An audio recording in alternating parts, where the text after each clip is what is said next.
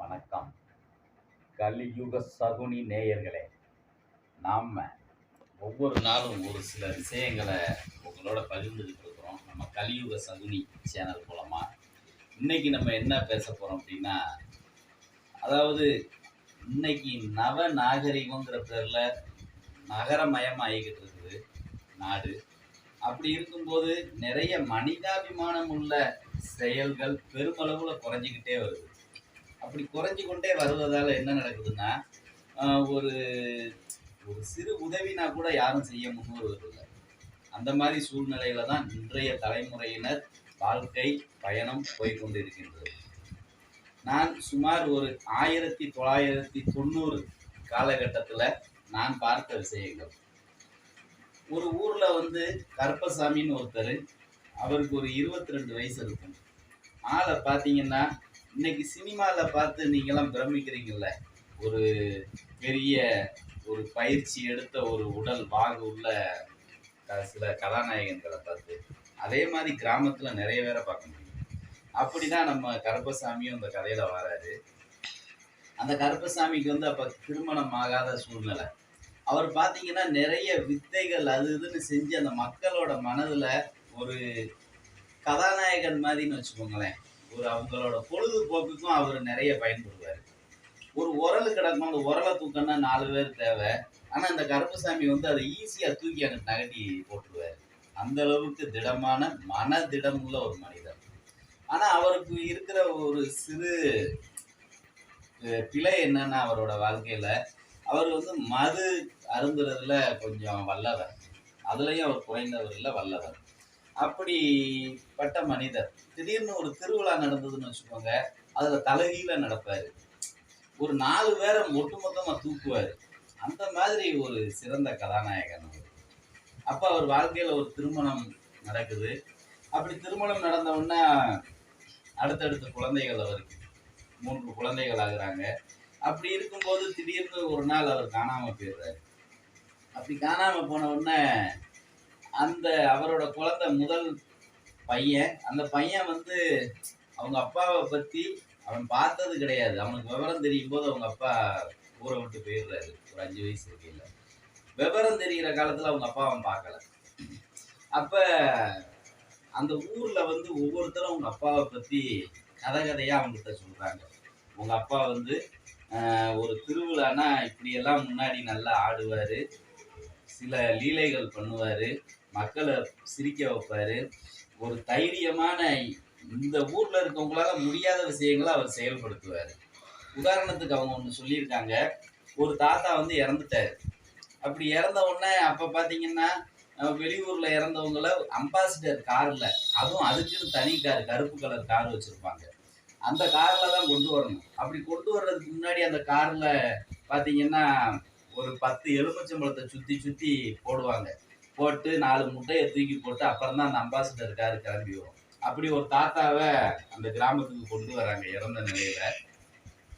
ஆனால் இன்னைக்கு யோசிச்சு பாருங்களேன், இன்னைக்கெல்லாம் 108 ஆம்புலன்ஸு, எதுக்கும் ஒன்றும் தேவையில்லை, தூக்கி போட்டு போய்கிட்டே இருக்கலாம், எந்த பிரச்சனையும் கிடையாது. ஆனால் அன்னைக்கு இருந்த சூழ்நிலை அப்படி. அப்போ இத்தனையும் செஞ்சு அந்த தாத்தாவை அந்த கருப்பு கலர் ஆம்புலன்ஸு அம்பாசிடர் கார் அந்த ஊருக்குள்ளே வந்துருச்சு. அது வரைக்கும் அந்த ஊருக்குள்ளே காரே வந்தது கிடையாது. அப்படி வரணும்னா அந்த ஊரில் ஒரு தொழிற்சாலை இருக்குது, தீப்பெட்டி தொழிற்சாலை. அந்த தொழிற்சாலையோட முதலாளி வந்தால் தான் காரில் வருவார். மற்றபடி அந்த ஊருக்குள்ளே கார் வர்றதுக்கான வாய்ப்பே கிடையாது. இந்த காரு அந்த ஒரு சடலத்தோட நிற்கிது. அப்போ கிராமம்னாலே உங்களுக்கு தெரியும், தெருவில் அந்த பிணத்தை கொண்டு போகும்போது தொப்புல மூடுவாங்க, வாயை மூடுவாங்க, ஏன்னா தொப்புல ஊதிரும் சொல்லி. அந்த அளவுக்கு மூட நம்பிக்கை நிறைந்திருந்த கிராமம் அது.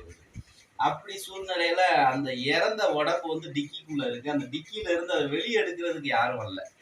அப்ப சுத்தி சுத்தி பாக்குறாங்க, ஒருத்தர் முகத்தை முன் வரல யாருமே. அப்ப பாத்தீங்கன்னா நம்ம கருப்பசாமி தான் டக்குன்னு முன்னாடி வராரு. தள்ளிக்கோங்க அண்ணாச்சி எல்லாரும் அப்படின்னு சொல்லிட்டு அந்த காலையும் கையையும் பிடிச்சி அலாக்கா வெளியே தூக்குறாரு. தூக்கி கரெக்டா எந்த வீட்டுல வைக்கணுமோ அவங்க கொண்டு வைக்கிறாரு.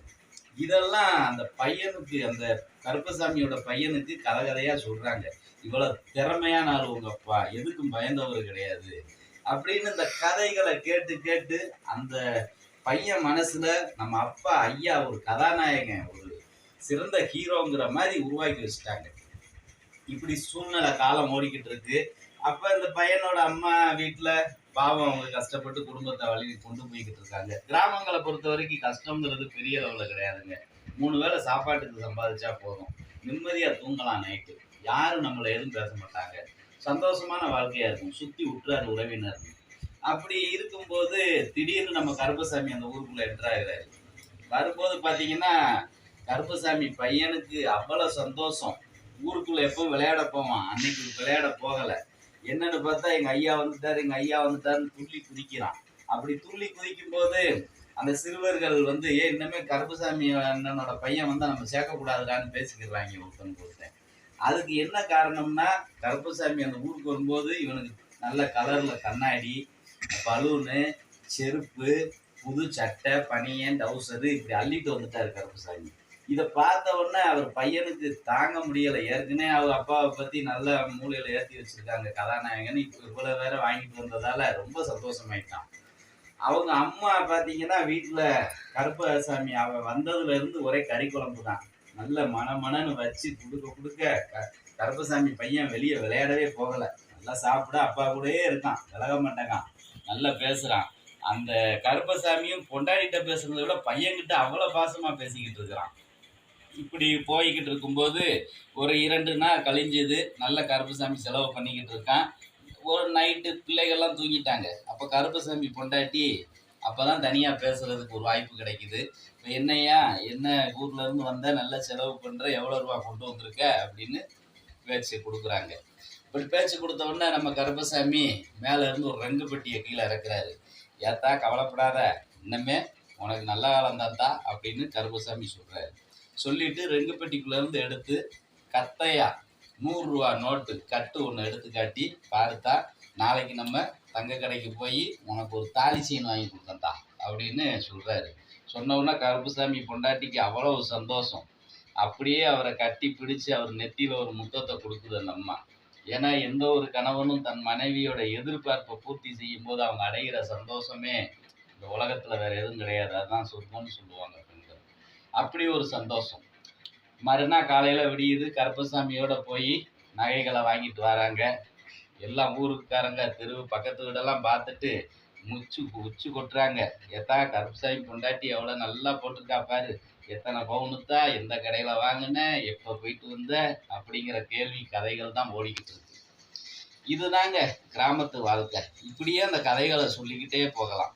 அந்த அளவுக்கு கிராமத்துல உற்றார் உறவினரோட ஒரு சந்தோஷமா ஒருத்தருக்கு ஒருத்தர் சொந்தம்னு சொல்ல முடியாதுங்க, பழக்கம்தான். ஆனா அத்தை மாமான்னு அப்படி அருமையான ஒரு வாழ்க்கை. அது மீண்டும் கிடைக்குமா, இந்த தலைமுறைக்கு அது கிடைக்குமாங்கிறது தெரியல. ஆனா இந்த மனிதர்களோட வாழ்க்கை ஓட்டத்துல கலந்து இருக்கிறது. அது இந்த கதையை நம்ம எதுக்காக இங்க எல்லாருக்கிட்டையும் பகிர்ந்துக்கிறோம்னா, இந்த மாதிரி சூழ்நிலையெல்லாம் கடந்துதான் நம்ம வந்திருக்கிறோம். அதே மாதிரி ஒரு பாசமான பண்பான ஒரு சமுதாய சூழ்நிலையை உருவாக்கி இந்த தலைமுறைக்கு கொடுக்கணும். ஏன்னா இன்னைக்கு நகர வாழ்க்கையில பாத்தீங்கன்னா ஒருத்தர் கதவை பூட்டிக்கிடுவாங்க. என்ன நடக்கு ஏது நடக்கு எதுவுமே தெரியாது. ஆனா அந்த கிராமத்து வாழ்க்கைங்கிறது இன்னைக்கு கிராமங்கள்லயும் அழிஞ்சுக்கிட்டு தான் வருது. இதை நம்ம உங்களோட பகிர்ந்துக்கிடணுங்கிற ஒரு ஆசை, ஆகையால் தான் பகிர்ந்துக்கிட்டோம். இதே மாதிரி சந்தோஷங்கள் ஒவ்வொருத்தருக்கும் இருக்கும். அதை ஒவ்வொருத்தரோட பகிர்ந்துக்கிடுவோம். வாழ்க்கையில பேசி பகிர்ந்துக்கிறதாங்க சந்தோஷமே. நன்றி, வணக்கம்.